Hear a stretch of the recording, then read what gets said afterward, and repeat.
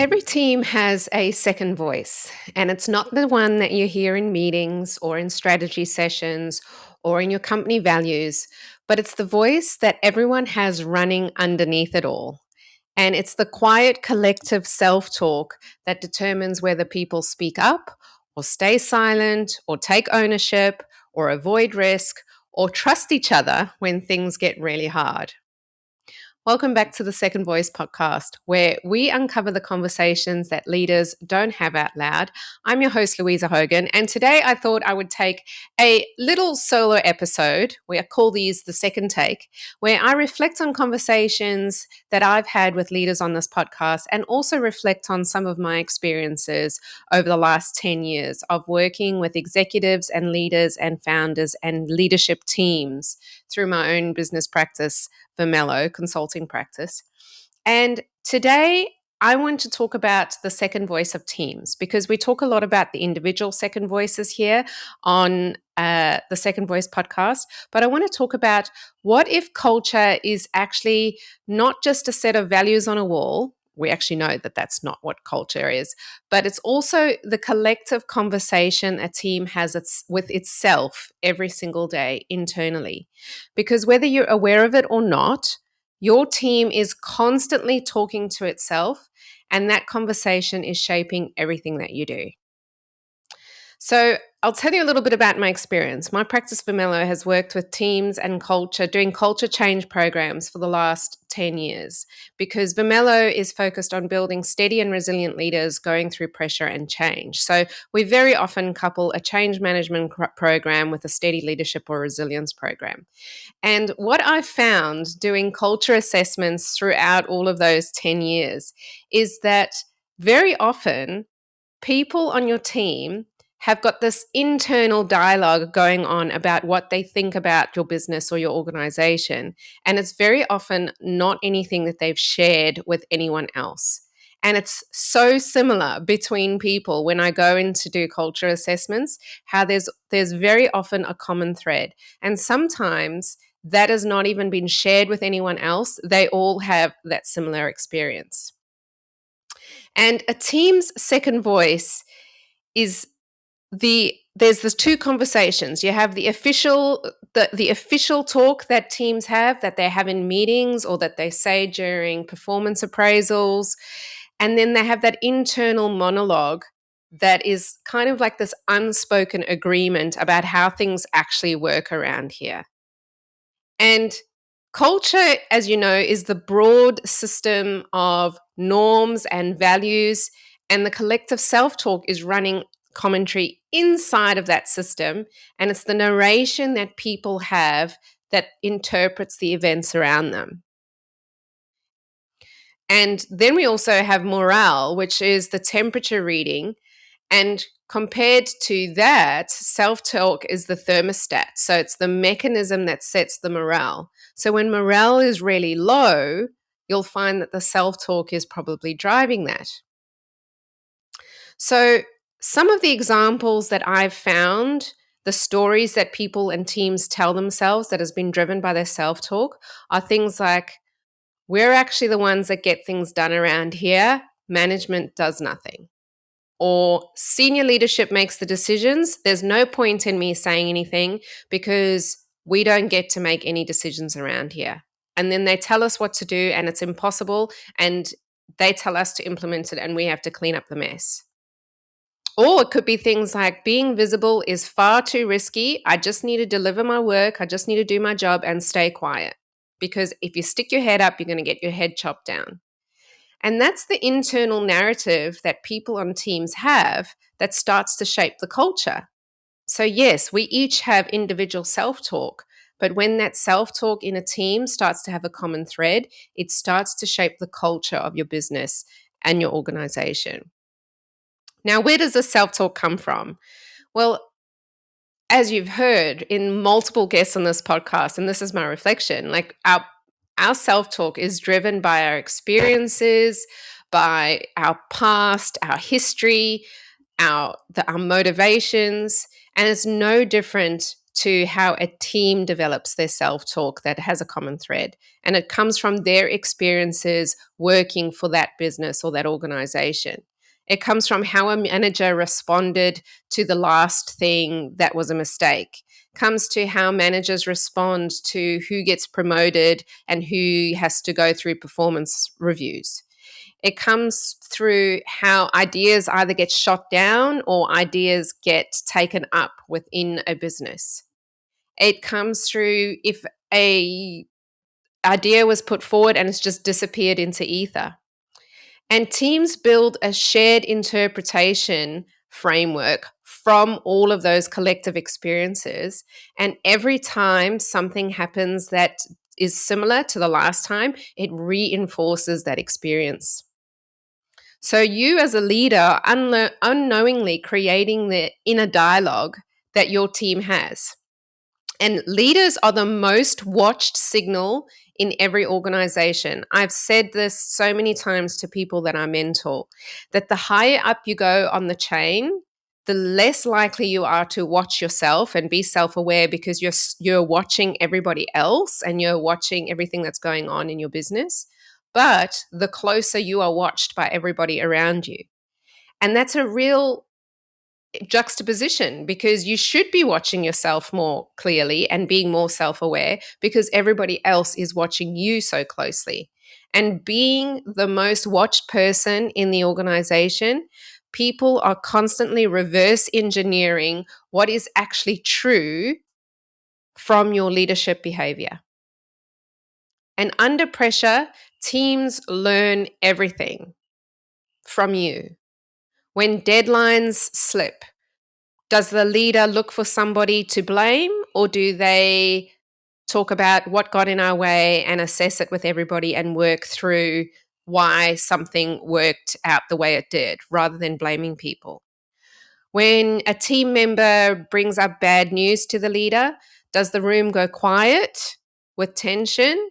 Or does the leader say, okay, good, I'm glad I found out, you've told me this. I'm glad I know early. What are we going to do about it? Because those moments under pressure are disproportionately memorable to the moments that were actually good, those bad moments. And they teach people what's real and how leaders react for real. Because when leaders aren't under pressure and they feel relaxed, they respond in one way. But when they're under pressure, their tone changes, they react badly, and then that becomes the indicator of how we need to be as a team to survive pressure. And those things get marked safe or unsafe. And when they get marked safe or unsafe by your team, slowly but surely they have this internal mechanism, this internal self-talk that's driving the culture within your organization about how they deal with pressure, how they deal with change, how they deal with things that are going badly. So a poster and a value statement and a strategic document and all the right words and having your change management communication about all of that is all lovely, but how leaders respond in those high pressure moments is what's actually driving that internal dialogue through conflict, through pressure, through change, because people believe what they see, not what they're told in documents and on posters and on emails and in memos. So the common narrative that quietly limits performance, here are a few, and see if you recognize any of these within your organization. First one is, don't make mistakes around here. All right. So if people are saying to themselves, it's impossible to make mistakes, don't make a mistake because your head will be on the chopping block. People stop taking risks. Decisions get over processed or deferred, and innovation dies. So if you're seeing those symptoms where the innovation is not happening or people don't take risks or decisions take a long time to get made, you probably have people's self-talk saying, don't make mistakes around here. And then you've got to reverse engineer that and say, why is it not safe for people to make mistakes? What in my leadership or in my leadership team is driving that? So another one, leadership won't listen. The symptoms of the self-talk that says leadership won't listen are people shift from contributing ideas to just being compliant. And people go through the motions in workshops, they go through the motions in strategic sessions or planning sessions, and then revert immediately after to doing exactly what they used to do. And there becomes like this collective internal eye roll over, we're doing this facilitating this workshop to find out what you think. But if leadership won't listen, they just go back to performing compliance and not actually contributing any ideas. And it's like this bobblehead syndrome. So that's probably the narrative that's going on if you're seeing those symptoms. And then you've got to ask, why is that happening? The next one is keep your head down. Got to keep my head down. And it's this notion of individual survival is way more important than collective success. And the behaviors that you'll see here are people do exactly what's asked of them, nothing more. There's never any extra, no going above and beyond, no contributing anything new. And it starts with frontline staff. I don't know, I've gone into businesses where they're like, our frontline staff, they literally just turn up for work. And unless I tell them to do something else, they just tick the box and go. And there's never any real camaraderie or motivation around excelling or doing really well at work. And that might be coming from the keep your head down narrative.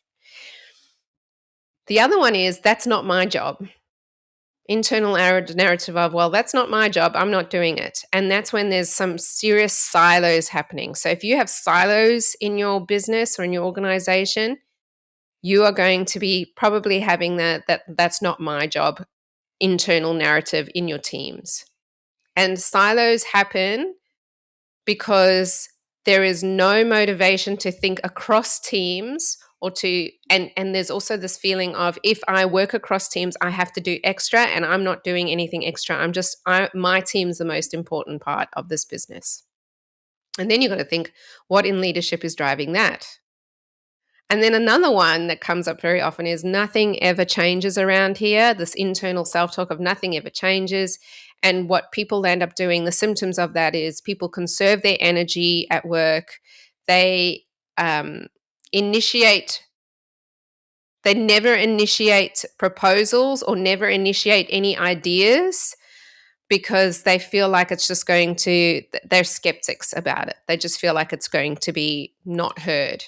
And then change fatigue happens, but it masquerades itself as realism. Well, we're just being realistic because nothing actually ever changes around here. And that's a big one because I'm often called into organizations to fix multiple changes that have been implemented badly. And I am faced with this one a lot. Nothing ever changes around here anyway. So why should I do anything to help move this change along? So what does healthy collective self-talk sounds like? It sounds like, let's figure this out. We can have difficult conversations. Mistakes or failure is data. We own this problem together. It's safe to challenge ideas around here and it's safe to challenge my leader. And the way that narrative starts to change performance is decision-making speeds up. There's less political maneuvering, more honest input. People feel safe enough to talk about what's going to work and not going to work. Innovation increases because the cost of bad ideas drops. People don't feel like a bad idea is a bad idea. They just feel like it's information, it's data, and we're all here to learn and fail excellently. And also resilience goes up because resilience, how you talk to yourself, has a huge impact on your resilience and your ability to stay steady under pressure. And if you can see setbacks as temporary and solvable, that means your resilience is high. People who are performing resilience think that setbacks are permanent and not solvable, but pretend that everything is okay. And that's the difference there. So if you want to identify your team's hidden voice, you can't survey it because they're not going to tell you if the trust is low. But what you need to notice in meetings, who speaks and who doesn't? Do people build on each other's ideas or wait for you to validate before they engage? How quickly does the room move to agreement? Because fast consensus, people think, oh, fast consensus is a positive thing. It's actually not always, because sometimes it's suppressing conflict, suppressing disagreeing with the leader to keep themselves safe. And you've also got to listen out for repeated language. That's just how it works around here. Oh, we've tried that before. Or it depends on who you ask. Or I don't want to rock the boat, but. So that is often a symptom of deeper internal self-talk that's going on within your culture. And when things go wrong, do people explain or justify or point to somebody and blame them? Or do they ask, what could we have done better? Is the first response to fix the problem, or is the first response to find blame? And after meetings end, are there conversations around the water cooler or in the corridor or behind closed doors? I've seen it so often where there's a meeting, we have a meeting, and the minute the meeting ends, people walk out the room and then they pair off or go into little small groups. They go for a coffee or they go into an office and shut the door. And that's where the real conversations are happening, because the internal self-talk they've had during that meeting is what they're now going to potentially share with others, and they won't even share it all if they don't feel safe. So if you want to help your team rewrite the collective self-talk, you need to understand that language comes first. Doesn't come from announcements. Culture doesn't come from announcements. It only changes when people use the language internally and externally to describe the reality.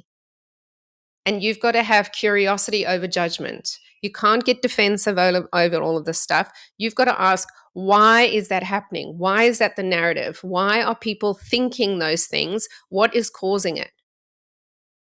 And then you've also got to name those unhelpful narratives openly. So if somebody does say those things like, well, nothing ever changes around here, you say, well, I've noticed we tend to say that in this team.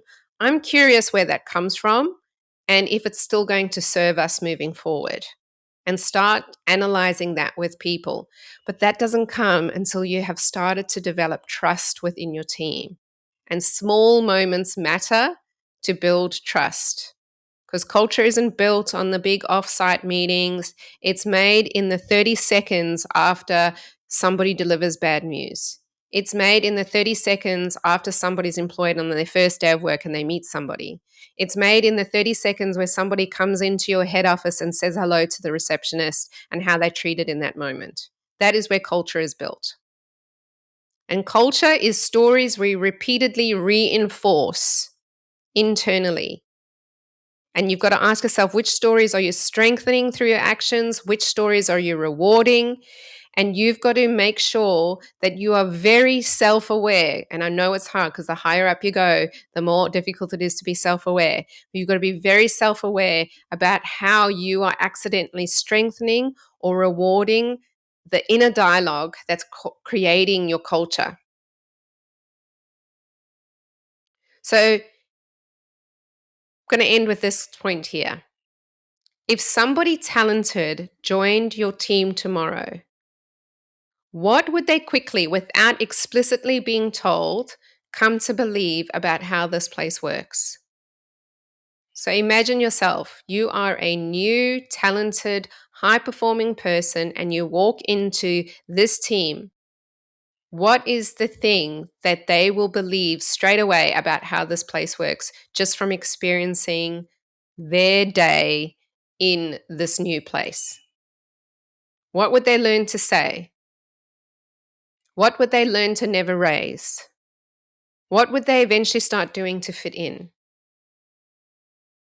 And that is the curriculum that they go through. Not your culture document, not your values, not your mission. That is the curriculum that they get to learn about the culture in your business, your organization, wherever you are.